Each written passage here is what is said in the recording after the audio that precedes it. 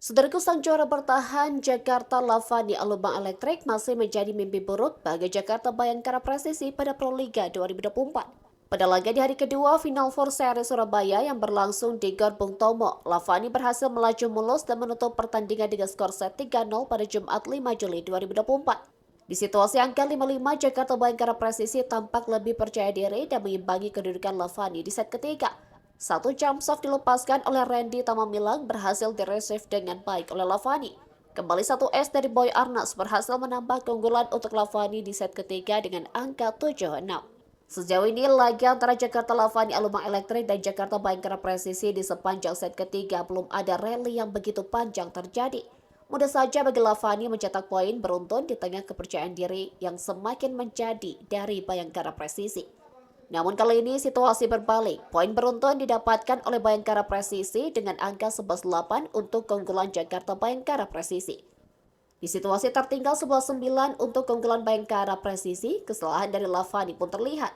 Situasi yang membuat Nicholas Vivas dilema menjelang technical timeout kedua, Lavani masih tertinggal di angka 12-10. Penampilan offside hitter Jakarta Bayangkara Presisi nomor Keita tak terbendung di set ketiga ini.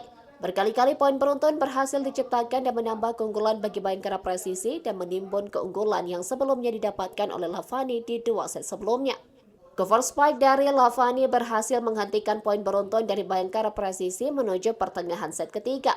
Meski di dua set sebelumnya terhitung ada 12 error yang dilakukan, namun kali ini permainan semakin membaik ditunjukkan oleh Jakarta Bayangkara Presisi. Beranjak dari angka 14-15 untuk keunggulan Jakarta Bayangkara Presisi, satu soft error diberikan oleh Boy Arnas dan menambah dominasi kubu lawan. Memasuki akhir pertandingan di set ketiga, kedua tim terus memanaskan mesin mereka. Setelah rally yang panjang terjadi, poin sementara saat ini 18-17 untuk keunggulan Bayangkara Presisi. Lavania tertinggal satu poin atas kubu lawan tak lengah untuk mencoba mendikte serangan di samping penampilan impresif dari Bayangkara Presisi. Kali ini, Lavani berhasil memimpin dengan 2 poin keunggulan atas Bayangkara Presisi dan bersiap mengakhiri set ketiga dengan kemenangan sempurna atas kubu lawan.